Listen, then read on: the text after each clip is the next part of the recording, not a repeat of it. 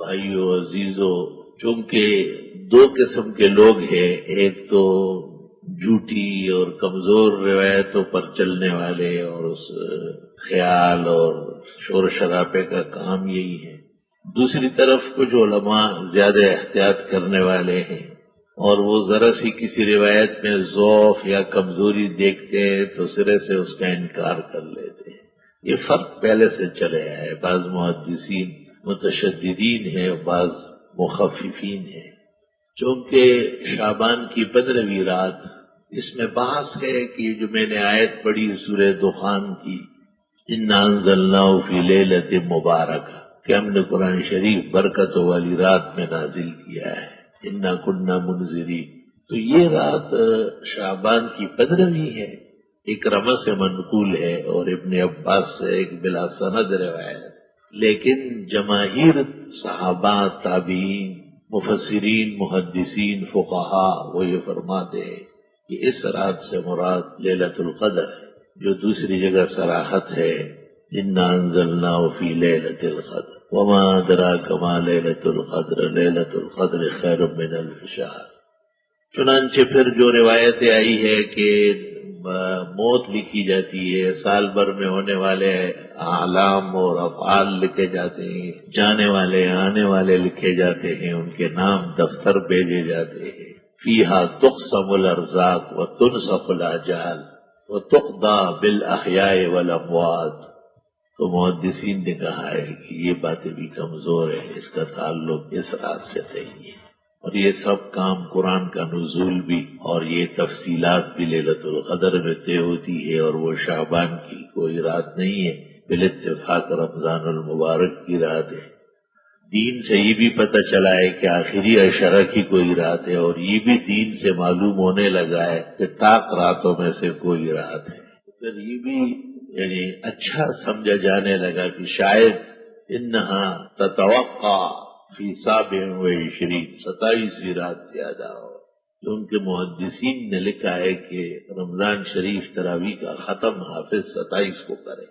ترجع وتوقع فیہا لیلۃ القدر۔ روح المعانی میں، تفسیر نیشاپوری میں، سراج المنیر میں، روح المعانی، بیان، مدارک، سب میں اظہار خیال کیا ہے۔ اس وجہ سے عبد الرحمن ابن الجوزی وغیرہ بزرگوں نے، شیخ الاسلام ابن تیمیہ نے، ابن عبد الوہاب النجدی نے، قاضی شوکانی نے، مفتی محمد عبدالرو نے، اور ان کے اتباع میں ہندوستان کے بعض علماء نے لکھ دیا کہ شب برات کوئی رات نہیں ہے اور اس قسم کی کوئی فضیلت ثابت نہیں ہے، نہ اس رات کی عبادت ہے اور نہ اس دن کا کوئی روزہ ہے۔ استاد محترم محدث العالم حضرت بن نوری نے معارف السنن شرح ترمذی میں صرف اتنا لکھا کہ روایتیں کمزور ہے، تو یہاں کراچی میں ایک مفتی مرا گزرا ہے، اس نے اس کو ہوا دے دی اور بڑا اس پر نمبر حاصل کیا اور دنیا کو یہ دکھایا کہ یہ ان کی تحقیق ہے، حالانکہ ان کی تحقیق نہیں ہے، حضرت بن نوری کی تحقیق ہے۔ اور درست بات یہ ہے کہ معارف السنن لکھتے ہوئے حضرت الاستاذ کی نظر دو جگہ نہیں پڑی، ایک حضرت استاذ جن کی کتاب کی شرح لکھ رہے ہیں امام الاثر مولانا انور شاہ، وہ اسی ترمذی کی حدیث کے نیچے فرماتے ہیں ھذہ لیلۃ مبارکہ، یہ لیلۃ النصف من شعبان، لہا فضل کبیر وفیہا احادیث کثیر۔ ان کے دوسرے استاد اور شیخ بلاد عرب کے انور شاہ حضرت اقدس امام المخطوطات والمطبوعات الشیخ محمد زاہد الکوثری، مقالات جلد اول صفحہ 60 تا 64 صفحہ، فضیلت لیلۃ النصف من شعبان، مستقل ایک مقالہ رکھتے ہیں، 9 احادیث پیش کرتے ہیں، 5 کے بارے میں کہتے ہیں کہ یہ جھوٹی ہے، کمزور ہے، غلط ہے،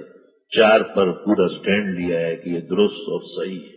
اور فرمایا کہ اتنے ہی کافی ہے کہ ہماری فقہ کی کتابوں میں فقہاء نے اس رات کو مبارک فضیلت والی تسلیم کیا ہے۔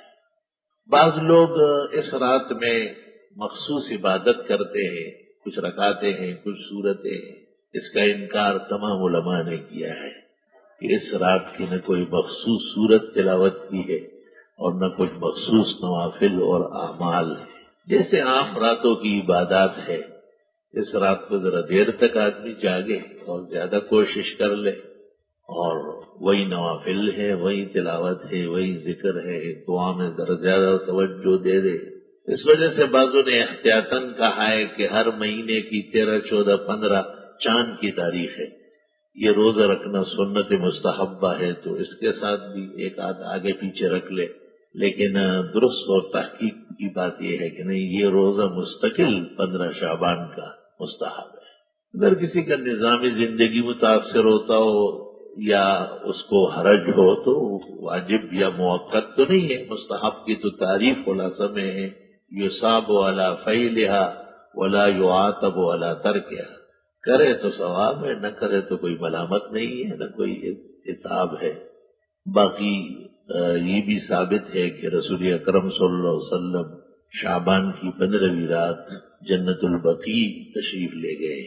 اور آپ نے وہاں کے مردوں کے لیے مغفرت کی دعا فرمائی۔ اب ہمارے زمانے کے مبتدئین وہاں پر میلے ٹیلے لگاتے ہیں اور باقاعدہ حکومت پر دباؤ ڈال کر صفائی ستھرائی کراتے ہیں، پتہ نہیں کیا کیا تماشے ہوتے ہیں۔ اس سے پتہ چلتا ہے کہ جن بزرگوں نے اس رات کا انکار کیا یا اس دن کے روزے کا انکار کیا، انہیں یہی ڈر تھا کہ اس میں غلو، زیادتی اور مبالغہ ہوگا۔ حدیث شریف میں ہے رسول اللہ صلی اللہ علیہ وسلم جب اعتکاف کے لیے تشریف فرما ہوتے تھے تو ایک دن آپ نے دیکھا کہ یہ کیا ہے، اللہ یہ ہے خیبا و زینب، یہ کیا ہے، یہ خفش فلانا خفش، عورتیں بھی آئی اور انہوں نے بھی جگہ جگہ اپنے خیمے لگائے اعتکاف کے لیے۔ آپ نے فرمایا میرا بستر اٹھاؤ، خیمہ ختم کرو، میں اس رمضان میں اعتکاف نہیں کرتا۔ آپ نے رمضان شریف کے بعد باقاعدہ 10 دن اعتکاف فرمایا، ناراض ہو گئے بہت زیادہ۔ جب کسی عمل میں لوگ زیادتی کرتے ہیں اور جن کو دین کا درد ہو، فکر ہو، وہ ان کو صدمہ پہنچتا ہے۔ اللہ، پھر یہ عجیب بات ہے کہ اس رات میں ہندو کے طریقے پر باقاعدہ پٹاخے چھوڑے جاتے ہیں اور دھماکے کیے جاتے ہیں، قسم قسم کے شور شرابے ہوتے ہیں۔ خود ان کی مساجد میں ذکر بالجہر ہوتا ہے اور شور و غل مچتا ہے، ہنگامے ہوتے ہیں۔ اس سلسلے میں ایک ہی گزارش ہے، وہ یہ کہ بخاری شریف میں ہے جناب رسول اللہ صلی اللہ علیہ وسلم مسجد تشریف لائے اور بڑے غمگین آپ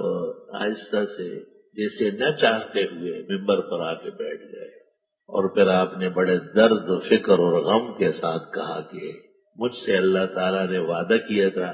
کہ آج رات کو لیلۃ القدر، وہ جو رمضان کے اخیر میں، وہ متعین کر کے دیتا ہوں۔ ابھی تو پتہ نہیں ہے نا کہ 21 ہے، 23 ہے، 25، 27، 29، لیکن میں آ رہا تھا اس اعلان کرنے کے لیے کیونکہ اللہ نے مجھے بتانا تھا۔ لیکن رأیت رجلین یتخاصمان ورفعت اصواتہما، میں نے 2 آدمیوں کو دیکھا آپس میں تو میں کر رہے تھے، رفعت، وہ رات ختم کر دی گئی اور اس کی تعین اللہ نے واپس لینے کی کوئی ضرورت نہیں، یہ امت اسی طرح پھرتی اور بھٹکتی رہی۔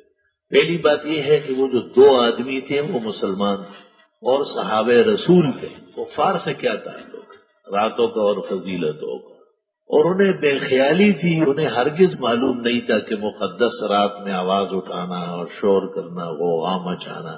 جو اس کی فضیلت، ثواب اور برکت کے خلاف ہے، ان سے غلطی ہو گئی تھی۔ لیکن آپ نے فرمایا کہ ان کی وجہ سے آج رات کی تعین مقرر کر کے دینا ختم کر دیا گیا۔ محلب ابن الاسفر الازدی نے تو شرح بخاری میں لکھا ہے کہ لیلۃ القدر ہی ختم ہے، لیکن وہ ہے وہاں اس کو وہم ہوا ہے۔ حقیقت یہ ہے کہ تعین ختم ہو گئی ہے اور بھٹکتے رہو، ڈھونڈتے رہو۔ آپ نے پھر صحابہ کی تسلی کے لیے کہ کہیں وہ 2 آدمی مارے نہ جائے، قتل نہ ہو جائے، ان کو نقصان نہ پہنچے، آپ نے کہا شاید اللہ کی اس میں اب حکمت ہو، بہتری ہو تمہارے لیے، کیونکہ پہلے تو ایک ہی رات ہو جاتی ہے، ہر رات، ہر شب قدر است اگر قدر بدانی۔ تو ہمارے جو لوگ ہیں، احباب ہے اور ٹھیکیدار ہے اہل سنت والجماعت، انہیں غور سے، تسلی سے، کم از کم پیغمبر کی بات پر ایمان پورا کرنا چاہیے، اور اس رات کو واویلا سے، غوغا سے، شور شرابے سے، ہنگامہ آرائی سے، مسجد میں چیخ چلائی سے بچانا چاہیے۔ اس سے پتہ چلتا ہے کہ اہل حق کی مساجد میں جو یہ رات نہیں منائی جاتی یہ عین منشأ نبوت ہے، اور صحابہ و تابعین الی یومنا ھذا عمل الحرمین الشریفین عین یہی ہے، کوئی پتہ ہی نہیں کون سی رات کوئی جانتا ہی نہیں، کیونکہ یہ احتیاط تو کرتے نہیں ہیں مبتدئین کے ہاں ذکر بالجہر اور کیا کیا وہ بیان کرنے کے نہیں ہے۔ اللہ تعالیٰ خیر فرمائے اور اللہ امت کو اعتدال و احتیاط نصیب فرمائے۔ عام طریقے سے جب تک آپ جاگ رہے ہو کچھ دعا استغفار تلاوت ذکر میں مشغول رہے۔ وتر رات کے آخری نماز ہے، اگر نوافل پڑھنے کا ارادہ ہے تو وتر مؤخر کریں، اسے بھی حکم آیا ہے اجعلوا آخر صلاتکم باللیل وترا، رات کو اخیر میں وتر پڑھنا چاہیے۔ پھر ایسی مبارک راتیں ہوں تو ان میں، لیکن اس رات میں کوئی خاص نماز نہیں، کوئی خاص رکعت نہیں، کوئی خاص سورت پڑھنے کی نہیں، اس کا سختی سے انکار کیا گیا ہے۔ اور بغیر اطلاع کے اور واویلا و اشتہار کے اگر کسی کے جی چاہے اور موافقت ہو اور طبیعت میں برداشت ہو ثواب کی طلب بھی ہو تو وہ ان کا روزہ بھی رکھ لے، کوئی حرج نہیں۔ روزے تو ویسے تجویع النفس مشق بہترین بہت زبردست ایکسرسائز ہے معدے کی دل و دماغ کی۔ روزے سے تو مطلقاً اللہ خوش ہوتا ہے کہ وہ محل صالح میں ہو۔ روزے دار اللہ تعالیٰ کا مہمان ہوتا ہے، روزے دار کی دعائیں قبول ہوتی ہے، اس کی نیند تک عبادت لکھی جاتی ہے، اس میں کوئی قباحت نہیں ہے۔ بعض لوگوں کو مجبور کرتے ہیں کہ روزہ نہ رکھے اور اگر رکھا ہے تو اس کو توڑ دے۔ میں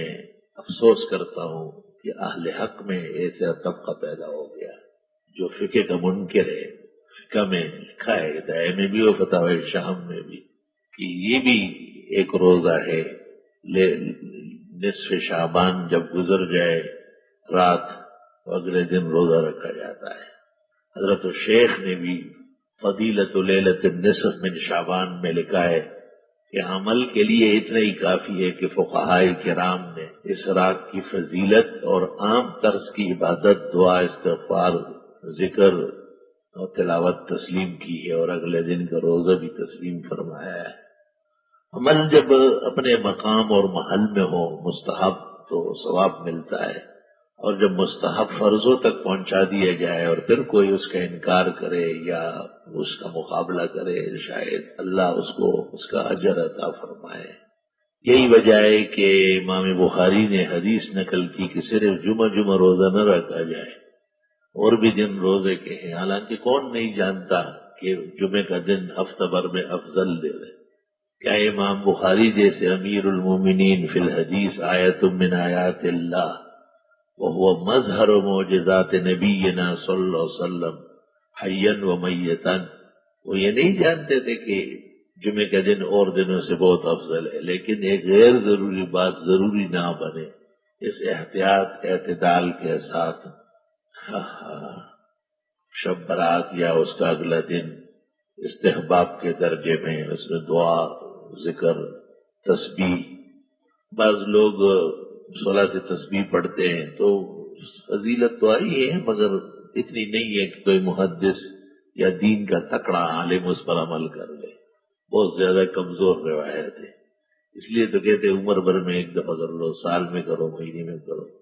یہ نہیں کہ ہر دفعہ بس آپ جب بھی کھڑے ہو تو صلاۃ تسبیح پڑھے۔ اور پھر کئی قسم کے وارد ہے، اس میں اکثر عوام سے سخت غلطی ہوتی ہے،